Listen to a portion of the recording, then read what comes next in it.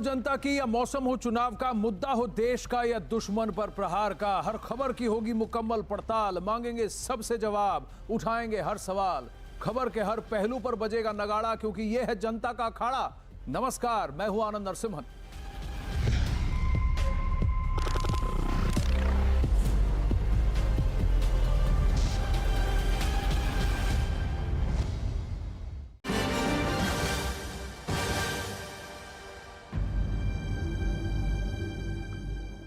जम्मू कश्मीर में एक बार फिर आर्टिकल 370 बहाल करने की मांग तेज होती जा रही है। इस मुद्दे पर हो रही बयानबाजी अब जनसभाओं और घर तने तक पहुंच गई है।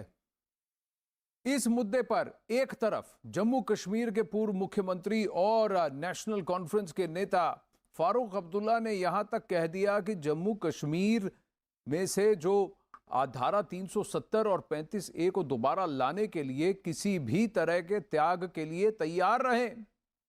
वहीं दूसरी तरफ दिल्ली में महबूबा मुफ्ती भी जंतर मंतर में इसी मुद्दे पर सरकार को घेरने के लिए धरने पर बैठ गई हैं। इस दौरान महबूबा मुफ्ती ने आर्टिकल 370 बहाल करने की मांग के साथ ही एक ऐसा बयान दे दिया जिस पर विवाद हो गया।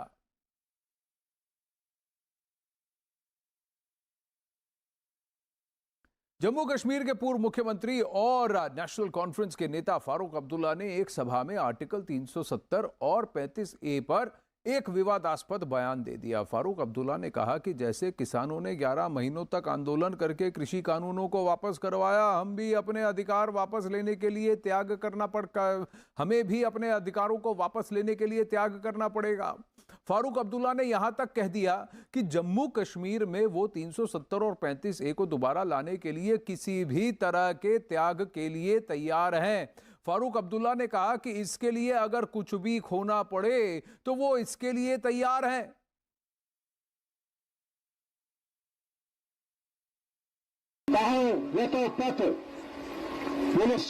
ज्यादा किसान मूद पैसों बे किसान वापस नीन तम 3 बिल वो किसानों कुर्बानी दित मास पे कुर्बानी दिन तम हक वापस आने याद यह वाद कोर्मुत कि 63 तो 35 अनावस वापस, ये रियासत अनावस वापस या कुर्बानी दिन था तैयार। तो अपनी रियासत को वापस पाने के लिए कुछ भी करने को तैयार हैं, कुछ भी कुर्बानी देने को तैयार हैं, त्याग के लिए तैयार हैं, कहते हैं फारूक अब्दुल्ला। और जहां एक तरफ फारूक अब्दुल्ला धारा 370 और 35A की वापसी की मांग पर अड़े दिखे, तो वहीं दूसरी तरफ महबूबा मुफ्ती भी जम्मू कश्मीर में दोबारा धारा 370 और 35A को लाने के लिए दिल्ली के जंतर मंतर पर धरने पर बैठी नजर आई। इस दौरान महबूबा मुफ्ती ने केंद्र पर कई गंभीर आरोप लगाते हुए विवादास्पद बयान भी दे दिया। जम्मू कश्मीर की पूर्व मुख्यमंत्री महबूबा मुफ्ती आज जंतर मंतर पर प्रदर्शन कर रही है। मैम, किस मकसद से आप यहाँ पर प्रोटेस्ट करने आई हैं जंतर मंतर पर? जो ये नया कश्मीर बना रहे हैं, ये गोडसे का कश्मीर बनाया इन्होंने। जो गोडसे चाहते हैं, जिन्होंने गांधी जी की हत्या की, वही कश्मीर को बनाना चाहते हैं। इसलिए हम अपने लोगों को खबरदार करने आए हैं कि जो कश्मीर एक लेबोरेटरी बना है। जिस तरह से हाल में देखा है कि कॉन्ट्रैक्ट किलिंग हुई है जम्मू कश्मीर में, पंडितों को मारा गया है, उस पर आपका क्या कहना है? लगातार बिल्कुल हम लिए हुए हैं। वो तो नाकामी है इस सरकार की कि अगर हमारे कश्मीरी पंडित भाइयों के बारे में इंटेलिजेंस रिपोर्ट थी कि इन पे हमला होने वाला है, वो उनको बचाने में नाकाम हो गए। किसानों के मुद्दे पे क्या कहना चाहेंगी? सरकार ने तीनों कानून वापस ले लिए हैं लोकसभा राज्यसभा में, इसके बावजूद भी किसान अभी डटे हुए हैं। किसानों की हम मुबारकबादी देना चाहते हैं। उन्होंने 750 शहादतें दी और कानून वापस हुआ। कश्मीरी लोगों ने लाखों शहादतें दी। और न सिर्फ हम 370 वापस करेंगे, 35 वापस करेंगे, बल्कि मसले कश्मीर को भी हल करने के लिए और भी कुछ इनसे लेंगे। सिंबॉलिक एक दिन का प्रदर्शन है आपका आज ही का, या आपस में फैसला करेंगे? हम पार्लियामेंट जाना चाहते थे, वहां नहीं जा सके, इसलिए हमें यहाँ के सलमान निजामी और शहजाद पूनावाला हमारे साथ हैं। आप दोनों को मेरा नमस्ते। एक बात बताइए सलमान, मैं आपसे जानना चाहता हूं, क्या आप इत्तेफाक रखते हैं फारूक अब्दुल्ला और महबूबा मुफ्ती के इन बयानों से, या इनको अपनी पॉलिटिकल करेंसी बढ़ाने के लिए और कोई तरीका नहीं सूझा तो इस तरह की बयानबाजी कर रहे हैं?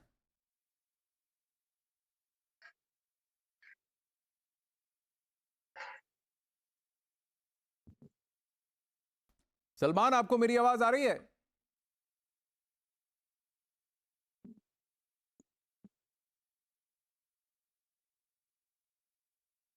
सलमान निजामी से जुड़ने की कोशिश करेंगे। सलमान, आपको मेरी आवाज आ रही है? मैं एक बार फिर कोशिश करूंगा।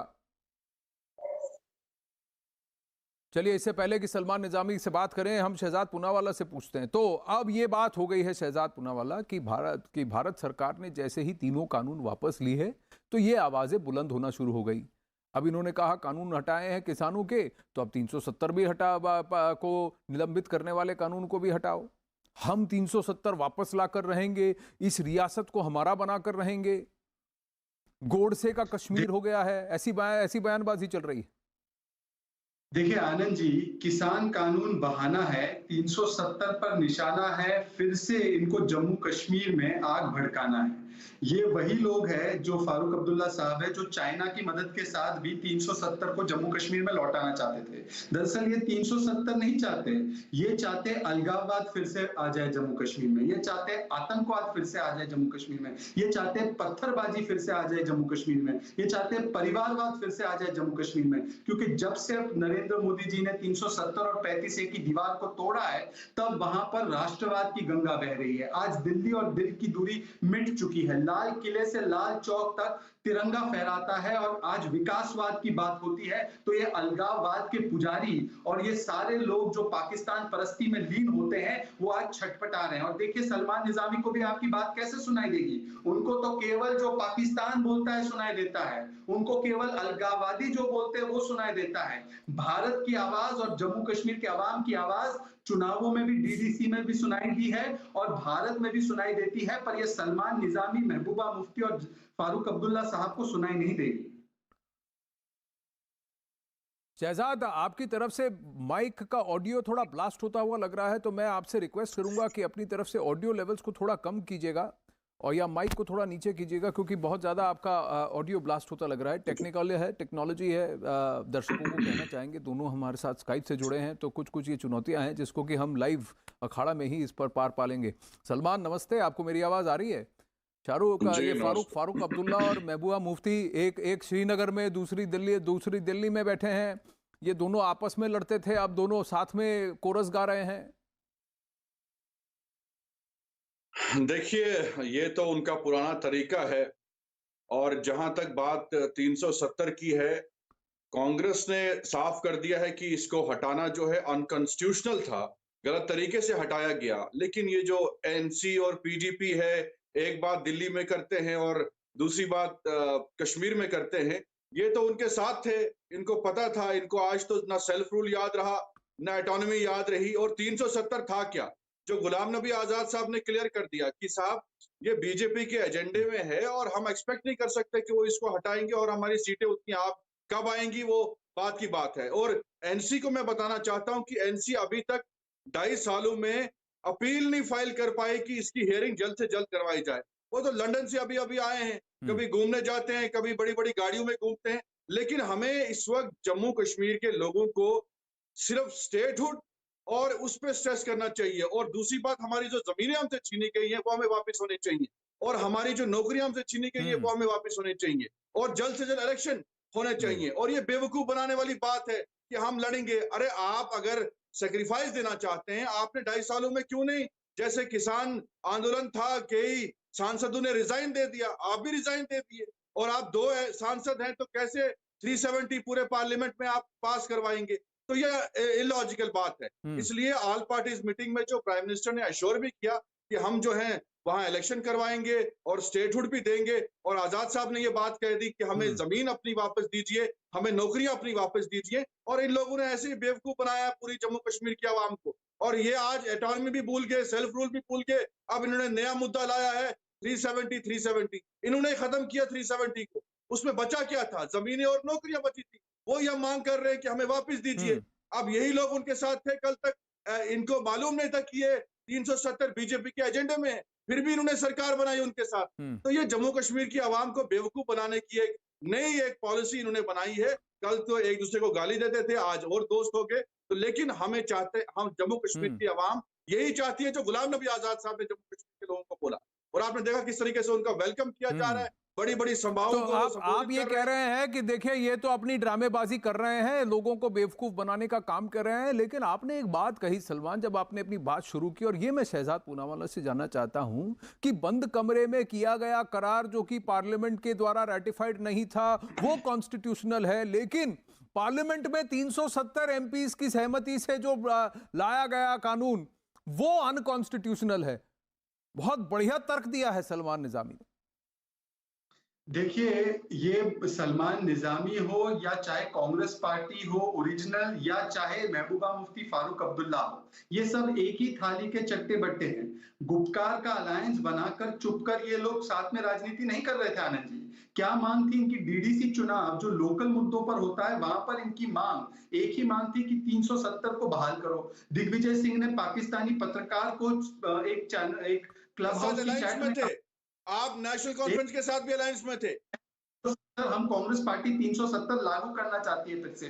तो ये सारे लोग जो है एक ही सुर में बोलते हैं, और ये बार बार कोई पाकिस्तान को बड़ा भाईजान बोलकर उनके साथ मिल जाता है, कोई 370 के नाम पर आंदोलन पर बैठ जाता है, या 370 के नाम पर भड़काने के लिए बात कर देता है। मैं सिर्फ इतना पूछना चाहता हूं कांग्रेस पार्टी से कि आज अगर कांग्रेस पार्टी इसका विरोध कर रही है महबूबा मुफ्ती का, महबूबा मुफ्ती जी से पूछिए कि कितनी बार वो विरोध पर बैठी दिल्ली में या जम्मू कश्मीर में, लाल चौक में, जब कश्मीरी पंडितों को मारकर भगाया गया। क्या एक भी बार उन्होंने विरोध किया? क्या फारूक अब्दुल्ला साहब ने कहा कि कश्मीरी पंडित जब तक लौट कर नहीं आएंगे तब तक हम आंदोलन करते रहेंगे? उन्होंने एक भी बार नहीं किया। ये आज केवल और केवल जो आंदोलन पर बैठे हैं, केवल अपनी सत्ता के लिए और अपनी परिवार की जो छिनती हुई जमीन है उसको बचाने के लिए बैठे हैं। आज 1 लाख करोड़ से ज्यादा का बजट जम्मू कश्मीर को दिया जा रहा है। आज सबसे ज्यादा डिस्ट्रिक्ट कैपेक्स बजट 12,000 करोड़ का जम्मू कश्मीर को दिया जा रहा है। बड़े प्रोजेक्ट्स, चाहे इलेक्ट्रिसिटी के प्रोजेक्ट्स हो, चाहे वो रास्ते के और हाईवेज के प्रोजेक्ट्स हो, वो जम्मू कश्मीर में हो रहे हैं। आज जम्मू कश्मीर टॉप 5 स्टेट्स में माना जाता है, चाहे वो वैक्सीनेशन हो या केंद्र के कोई भी प्रोग्राम्स हो। आज वहां पर केंद्र की हर एक पॉलिसी, बच्चों की शादियां नहीं होनी चाहिए वो policy, right to education, right to information, ये तमाम कानून लागू हो रहे हैं। आज सलमान निजामी की जो जम्मू कश्मीर से बहन है, अगर वो किसी भी नागरिक बाहर के प्रदेश के बाहर से किसी से शादी करती है तो उसके बच्चों को भी अधिकार मिलेगा जो पहले नहीं मिलता था। तो आज तो सलमान निजामी और कांग्रेस पार्टी को तो ये माफी मांगनी चाहिए कि 370 की दीवार रख के अलगाववाद को इतने वर्षों तक बढ़ावा अगर किसी ने दिया तो वो कांग्रेस पार्टी ही थी, और महबूबा मुफ्ती और फारूक अब्दुल्ला साहब ने उनका पूरा समर्थन किया। सलमान निजामी क्या कहेंगे? क्योंकि कहा जाता है, और ये भी इतिहास में लिखा है भारत के, कि 1964 में पूरा सदन जो था तैयार था, कहीं ना कहीं मेजॉरिटी सहमति थी कि 370 को हटा दिया जाए, लेकिन 1964 में कहीं ना कहीं ये बात हुई नहीं संसद में। उसके बाद कांग्रेस ने इससे पीछे खींच लिया, पल्ला झाड़ लिया अपना, ये कहकर के धीरे धीरे इसे डाइल्यूट जरूर कर देंगे लेकिन इसको हटाएंगे नहीं। 35A जैसी बात जो कि हमारे कानून में कहीं पर है ही नहीं, फुटनोट भी नहीं है, जो सुप्रीम कोर्ट की कॉन्स्टिट्यूशन की बुक में जिसका मेंशन नहीं है, जिसके बारे में सुप्रीम कोर्ट को संज्ञान नहीं था जब तक ये मामला जो है 2012 में सुप्रीम कोर्ट में नहीं आया था। इतने सालों तक उसको चलने कैसे दिया गया? हमारी जम्मू कश्मीर की बहनों के साथ इतना बड़ा अत्याचार, इतना बड़ा अन्याय, इसको आपने होने कैसे दिया? ये सवाल भी पूछा जा रहा है। देखिए, जम्मू कश्मीर में सबसे ज्यादा देर हुकूमत करने वाली पार्टियां जो है वो नेशनल कॉन्फ्रेंस रही है और पीडीपी भी रही है। गुलाम नबी आजाद साहब जब चीफ मिनिस्टर बने उनको 2.5 साल हुकूमत करने का मौका मिला और 2.5 सालों में उन्होंने बहुत काम किया जो जम्मू कश्मीर के अवाम को भी मालूम है। दूसरी बात मैं कहना चाहता हूं, आप 370 की बात कर रहे हैं कि बहुत फायदा हुआ। 370 का अगर जम्मू कश्मीर के अवाम को फायदा होता तो आप बताइए, आपने वादा किया था कि मिलिटेंसी जो है जम्मू कश्मीर से खत्म हो जाएगी। आज आप देखिए हर रोज कोई ना कोई आतंकवादी हमला कश्मीर में हो रहा है। आज सिविलियंस, अभी कश्मीरी पंडितों की बात इन्होंने की, मैं इनको पूछना चाहता हूं 370 भी आपने हटा दिया, कितने कश्मीरी पंडितों को आपने 6 साल में या इन 2.5 सालों में वापस भेजा? आज तो हर इनसिक्योर है वहां, चाहे कश्मीरी पंडित हो, कश्मीरी मुसलमान हो, कश्मीरी सिख हो, चाहे ईसाई हो, सब जो है इनसिक्योर है वहां, अब महफूज नहीं है, सेफ नहीं है। और दूसरी तरफ से आज चाइना आपकी पार्टी बन चुका है। चाइना अभी भी गलवान हो, अरुणाचल प्रदेश है, वहां घुसा हुआ है, पीछे हटने का नाम नहीं ले रहा है। हमें कोई आपने नौकरियां नहीं दी, अब जो नौकरियां हमारे पास थी वो बाहर के लोग आके उस पर दावा करेंगे, नौकरियां भी हमसे छीन लिया आपने। जो जमीन हमारी थी, जो लैंड एक्ट जो है देश के 9 राज्यों में जो है लागू है, चाहे आसाम हो, चाहे हिमाचल हो, उत्तराखंड हो, वहां ये लैंड एक्ट है, लेकिन जम्मू कश्मीर से हटाया जमीन गया तो आपने। सलमान निजामी तो उनकी ये छीनी, जिनको फायदा कि क्या हुआ इसका? 1990 91 में वहां से भागना पड़ा। 32 साल होंगे 19 जनवरी को, जब जो 4 लाख परिवार अपनी जमीनों को, अपने घरों को छोड़ के गए थे, उनको आज तक वो जमीनें वापस नहीं दी गई। तो सरकार ने चीन क्या से ऐसा मदद कदम मांगने उठाया वाले, कि वो कहने वापस वाले जाए? कि देखिए सरकार चीन का ही मतलब हमारा है बेड़ा पार करेगा, वो भी फारूक अब्दुल्ला थे। 2008 में जोरावर फोर्ट को तोड़कर वहां डेमचोक में अपना पोस्ट बनाने के बाद जिस पार्टी के साथ, जिस पीएलए और सीसीपी के साथ करार किया, वो कांग्रेस पार्टी थी। कहां किया? जब शी जिनपिंग वाइस प्रेसिडेंट थे, बगल में खड़े थे, तब करार करने वाली पार्टी कांग्रेस पार्टी थी। तो आप कुछ चीजों को दरकिनार कर भूल कर ये बात मत करिए कि क्यों सुप्रीम कोर्ट को 2014 में ये फैसला करना पड़ा, और वो भी ये फैसला करना पड़ा कि जो वहां पे कश्मीरी औरतें हैं जो कि कश्मीर से बाहर किसी से अपना निकाह करती हैं या शादी करती हैं, तो फिर उनको उनकी इनहेरिटेंस मिलेगी। लेकिन उनके जो बच्चे हैं, उनको फिर भी ये इनहेरिटेंस जो ट्रांसफर होने की बात है, उस पर फिर से कोर्ट पर बात होनी पड़ी थी। और इसका पुरजोर विरोध करने वाले जम्मू कश्मीर की वही पार्टियां थी जिनको कि कांग्रेस ने हमेशा समर्थन दिया।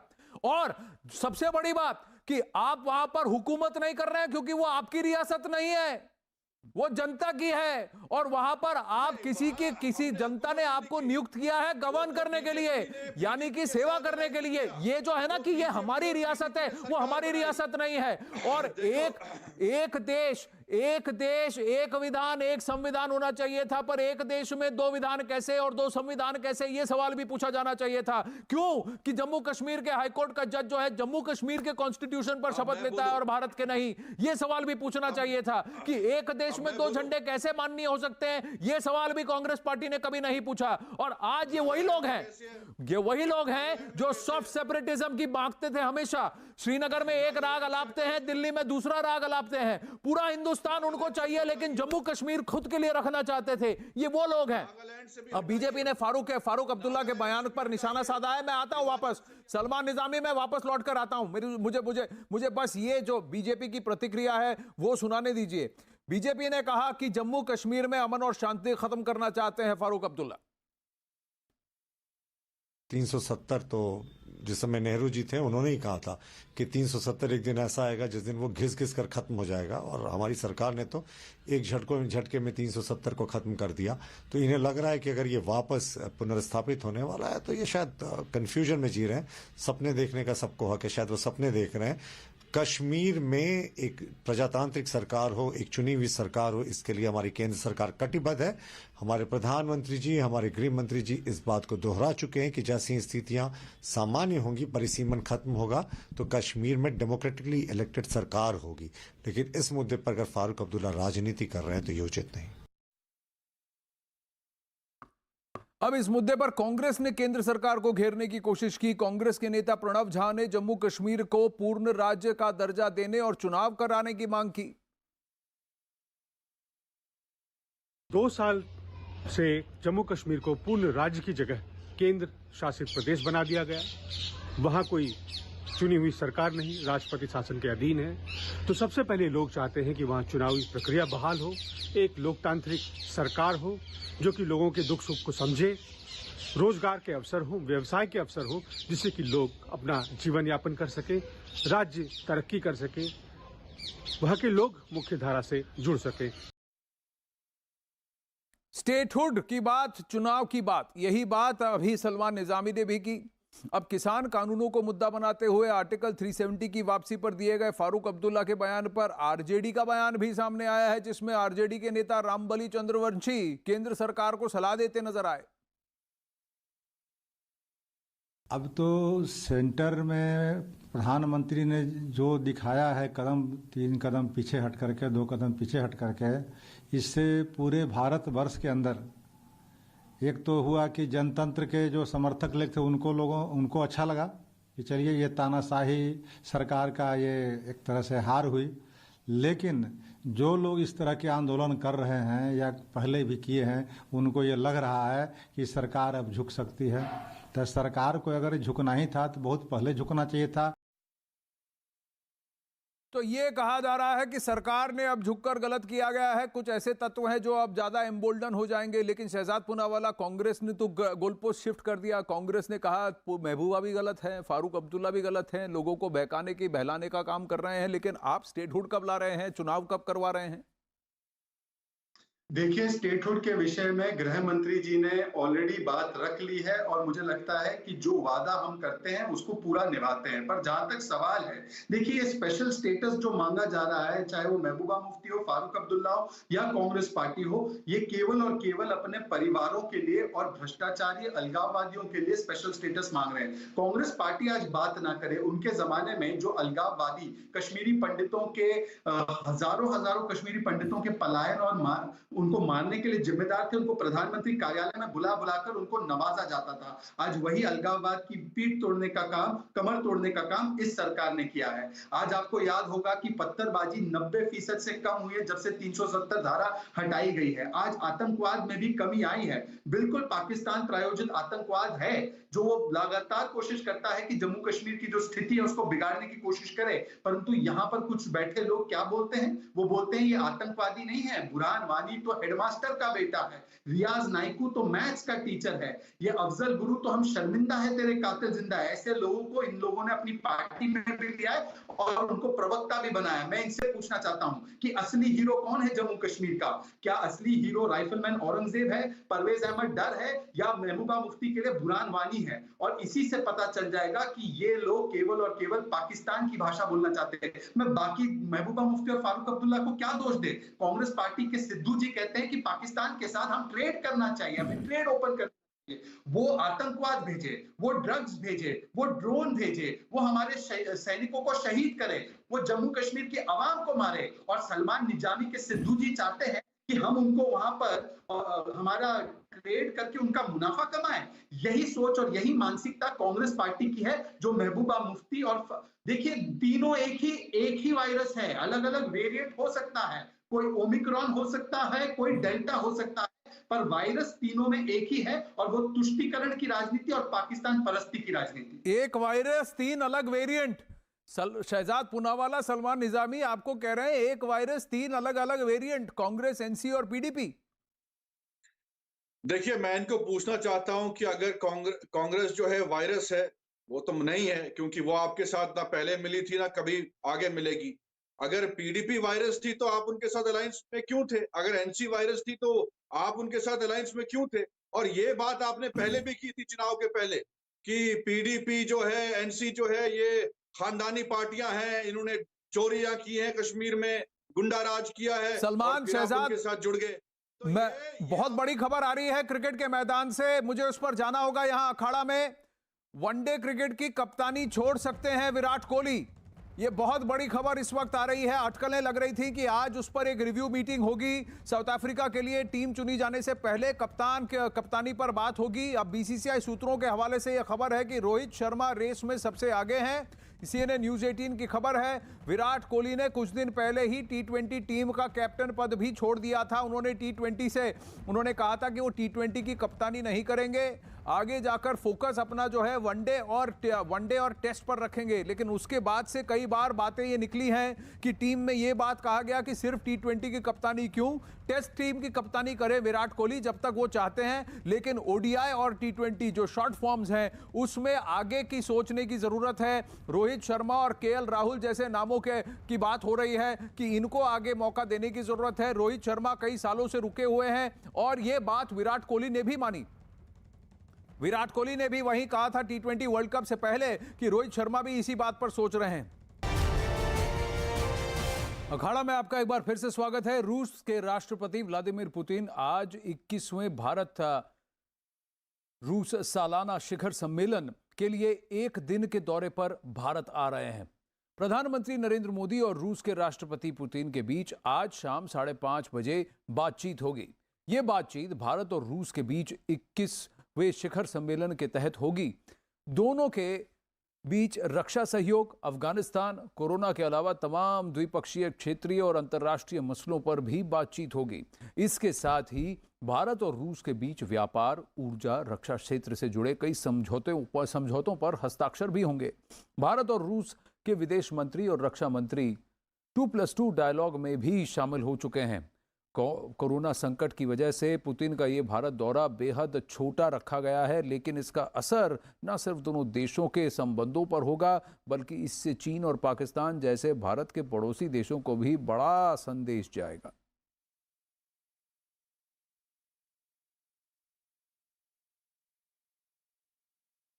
बड़ा ही अहम दौरा है ये, और इस पर लंबे इंतजार के बाद भारत और रूस के बीच में AK-203 राइफल को लेकर 5,000 करोड़ रुपए के रक्षा समझौते पर भी हस्ताक्षर हो चुका है।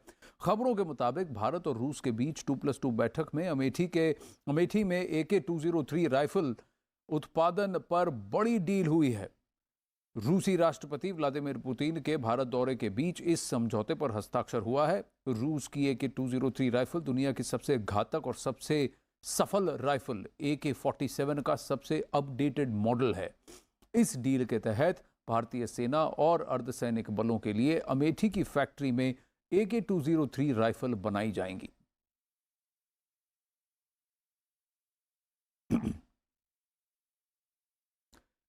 मेजर जनरल के सिन्हा हमारे साथ हैं और एम्बेसडर विष्णु प्रकाश भी हमारे साथ हैं। आप दोनों को मेरा नमस्ते। जनरल के सिन्हा, ये बहुत ऐतिहासिक क्षण है। 2-3 चीजें महत्वपूर्ण बातें होंगी इसमें। एक रीलॉस की भी बात होगी, यानी रेसिप्रोकल लॉजिस्टिक्स, यानी भारत को आर्टिक में एक्सेस मिलेगा। ये बहुत इंपॉर्टेंट अगर अरेंजमेंट है जिस पर अगर कहीं सहमति बन सकती है। लेकिन भारत में AK-203 राइफल का निर्माण, साथ ही इसकी बुलेट्स और कार्ट्रिजेस भी बनेंगी, क्योंकि कई बार ऐसा होता था कि बंदूकें तो हमें मिल जाती थी लेकिन कारतूसों पर इतना खर्चा करना पड़ता था। पहले बंदूकें खरीदो, फिर उन कारतूसों को भी हम नहीं बनाते हैं तो उसको भी खरीदते रहो। ये पेरिनियल हमारा जो इंपोर्ट बिल है, ये इसकी वजह से कितना कम होगा। जिस तरह के समझौते हो रहे हैं, S-400 मिसाइल सिस्टम्स की यूनिट भी हमारे पास आ रही है। देखिए नरसिम्हम, जय हिंद। आपने बड़े बताया, एक ऐतिहासिक है ये। ऐतिहासिक पोस्ट कोविड के बाद जिस तरह से पूरी विश्व रीशेप कर रहा है, उसकी तहत यदि आप देखेंगे तो सामरिक दृष्टि से बहुत बड़ा, केवल वैश्विक लेवल पे ही नहीं, क्षेत्रीय और बायलैटरल बहुत बड़ा एक ये कहेंगे कि कदम होगा। और आज की जो दिन है वो इतिहास में जाएगा। देखिए, आपने रिलॉस की बात की, शायद आपने औरा का भी जिक्र किया, इसके अलावा आपने AK-203 की बात की, आपने S-400 की बात की। तो सबसे पहले जो चीजों का आपने जिक्र किया, ऐतिहासिक क्यों है? देखिए, जिस तरह से चीजें हुई खास करके कोविड के दौरान, और जो क्षेत्रीय तरीके से जो विस्तार बात करता रहा चीन, उसके बाद ऐसे लगा शायद खेमे में बहुत ज्यादा एक तनाव है, बनावट चेंज हो रही है। मगर अफगानिस्तान के बाद, खास करके अगस्त के बाद, सितंबर से चीजें जो बदली हैं, क्योंकि 2020 का समय जो कि शुरू से लेकर के और इस साल अप्रैल तक बहुत बहुत हमें चिंता का विषय था। जिस तरह से पहले रशिया के जो फॉरेन मिनिस्टर आए थे, यहां पर उन्होंने इंडो पैसिफिक में एक बड़ा क्वेश्चन मार्क लगाया था, और फिर वहां से पाकिस्तान चले गए थे डायरेक्ट, ये कभी नहीं हुआ। मगर जिस तरह से परिस्थितियां बदली, और आपने जो बताया, देखिए सबसे पहले मैं लेता हूं, क्योंकि आपने AK-203 की बात की है, ज्वाइंट वेंचर है, joint venture between India, BrahMos की तरह। और देखिए, ये जो असॉल्ट राइफल है, ये विश्व के अंदर में हमें इतनी बड़ी बाजार, हमारा तो होगा ही, केवल आर्मी, नेवी या फोर्स नहीं, जितने भी हमारी सुरक्षा बल हैं, 10 सालों के अंदर में बहुत बड़ा 7.5 लाख, और उसकी कैपेसिटी को बढ़ाने की बात हो रही है। तो एक तो है आत्मनिर्भरता, और इंडिया में क्योंकि ट्रांसफर टेक्नोलॉजी बहुत बड़े लेवल पे हुई। ब्रह्मोस के में आपने देखा होगा ट्रांसफर ऑफ टेक्नोलॉजी हुआ था, और हमने किस तरह से अभी आज क्रूज मिसाइल के अंदर में सब मांग कर रहे हैं। दूसरी बड़ी बात आपने कही, वो S-400, ये नहीं कि S-400 हमारे पास 5 रेजिमेंट आई हैं, और कैसे S-500 की बात करना, वो भी अभी S-500 रशियन मिलिट्री में शामिल नहीं हुआ उस दौरान, क्योंकि 2014 में S-400 की बात चाइना से हुआ था, हमारा 2018 में हुआ। मगर ये पहली बार रशियन प्राइम मिनिस्टर ऑफर कर रहे हैं कि जब जैसे इंट्रोड्यूस होता है भारत में आएगा, और S-500 मार क्षमता, वो हाइपरसोनिक तक को मारेगा। तो बहुत बड़ी बात है, जो कि रूस, उसमें भी ट्रांसफर ऑफ टेक्नोलॉजी ब्रह्मोस की तरह कुछ इस तरह की बातें की, शायद संभावनाएं हैं। आपने रिलॉस की बात की, RELOS reciprocal exchange of logistic agreement, ये आपने आर्टिक की बात की। आर्टिक में भारत ने कहा है क्योंकि वहां पर चाइना को चैलेंज हो रहा है। इसके अलावा सूडान में लॉजिस्टिक बेस बना रहा है पहली बार जो वेस्ट एशिया के अंदर में रशिया, उसमें उसकी भागीदारी चाहता है इंडिया। और ये आता है इंडियन ओशन रिम एसोसिएशन के जब बात करते हैं तो ये जो चीजें हो रही हैं, जो एग्रीमेंट 10 एग्रीमेंट की बात हो रही है, उसमें रिलॉस मेरे अनुसार उस पर मुहर लग जाएगी। और जब रिलॉस आएगा तो डायरेक्ट चाइना को चैलेंज हो, क्योंकि जो आपने कहा आर्टिक रीजन में, जो कि चाइना चाहता है कि रशिया को दबा करके आर्टिक रीजन में, और इसी के अंदर में फार ईस्ट भी शामिल है, जिसके अंदर में $1 बिलियन की जब इंडिया ने वहां पर दिया था, उनको इंडिया की तरफ से किया है। तो कंसर्न्स जो रशिया के थे और जिस तरह से रीशेपिंग हो रही है क्षेत्रीय लेवल में, वैश्विक लेवल में, तो बहुत बड़ा कदम है।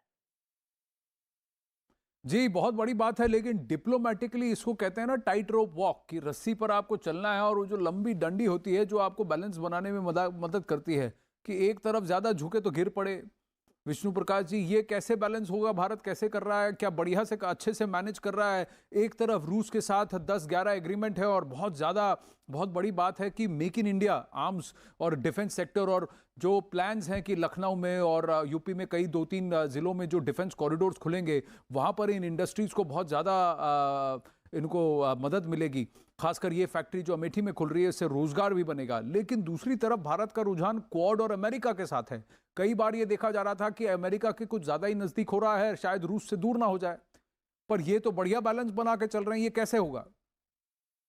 आनंद नमस्कार। हमारे लिए ये एक बड़ी डिप्लोमेटिक चुनौती है और अब तक भारत ने जो भी बैलेंसिंग की है बड़ी बखूबी की है, पर ये अभी खेल की शुरुआत है।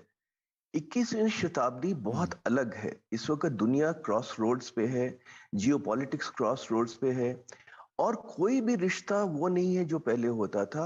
मैं रशिया के रिलेशन को बहुत अहमियत देता हूँ।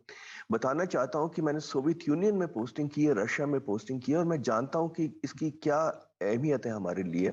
पर यह भी मानना समझना जरूरी होगा कि रशिया यूएसएसआर नहीं है। रशिया इस वक्त उस स्थिति में है जहां की अमेरिका और वेस्टर्न कंट्रीज ने इतना दबाव डाला है कि विली निली वो चीन के करीब चला गया है। और हमारे लिए जो चैलेंज है वो ये है कि अगर भगवान ना करे कल चीन के साथ अगर लड़ाई होती है तो रशिया का क्या रुख होगा, उस पर प्रश्न चिन्ह है। हाँ, ये जरूर है कि 2020 में पिछले साल जब हमारे विदेश रक्षा मंत्री रशिया गए थे तो उन्होंने बड़ी तेजी से हमको हथियार जो जरूरत थी सप्लाई किए, उससे रशिया नाखुश था। पर रशिया इस वक्त, चीन नाखुश था। पर इस वक्त क्या रहा है कि रशिया ने जब RIC की स्थापना की, जब हमने अब रशिया जापान इंडिया डायलॉग शुरू किया, जब हमने ब्रिक्स शुरू किया, तब रशिया को कोई दिक्कत नहीं थी। 1991 में जब रशिया ने येल्सिन के राष्ट्र काल में जब यूएसए की तरफ रुख किया, तब कोई दिक्कत नहीं थी। पर हम जब करते हैं तो उनको थोड़ा सा चुभता है। हमारी जो सुरक्षा स्थिति है, हमारी जो जियो स्ट्रेटेजिक चैलेंजेस हैं, उसको थोड़ा कभी लगता है कि रशिया वो उस अंदाज से नहीं देखता जो कि एक पुराने मित्र को देखना चाहिए। खास तौर पे लावरोव ने, जैसे जनरल सिन्हा ने जिक्र किया, लावरोव का रुख थोड़ा सा अलग है। एम्बेसडर साहब, मुझे आपको यहाँ टोकना होगा, रोकना होगा। योगी आदित्यनाथ बोल रहे हैं।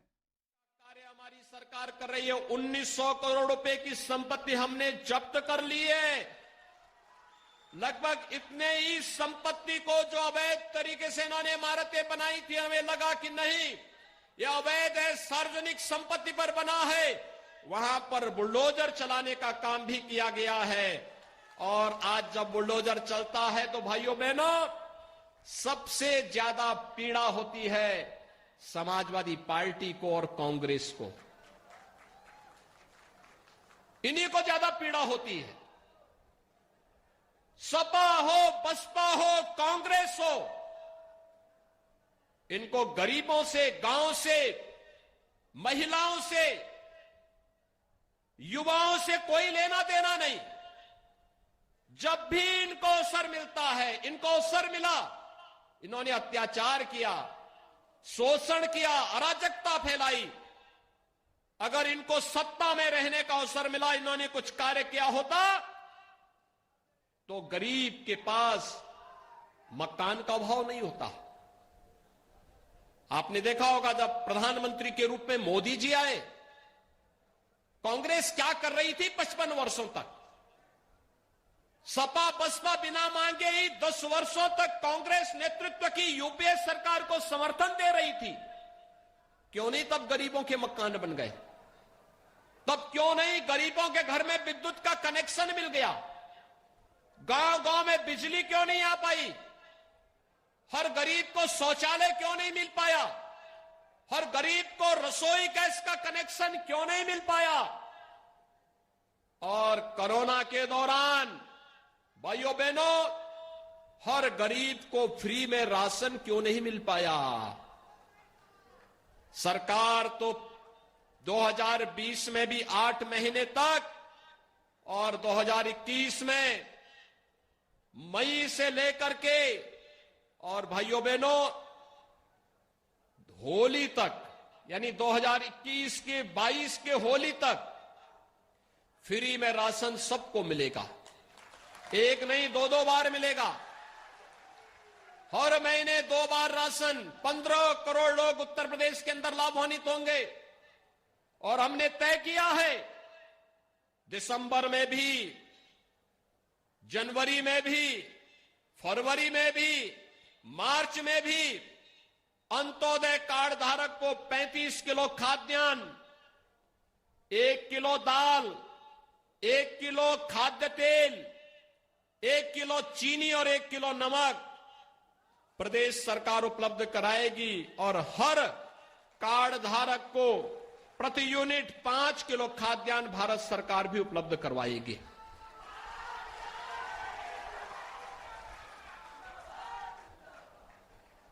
ये लगातार मिलेगा, हर एक व्यक्ति को मिलेगा। पहले खाद्यान्न विपक्षी दलों के नेता खा जाते थे, गरीब को तो कुछ मिलता ही नहीं था, गरीब देखता रह जाता था। आज गरीब को खाद्यान्न देने का कार्य किया जा रहा है, मकान दिया जा रहा है।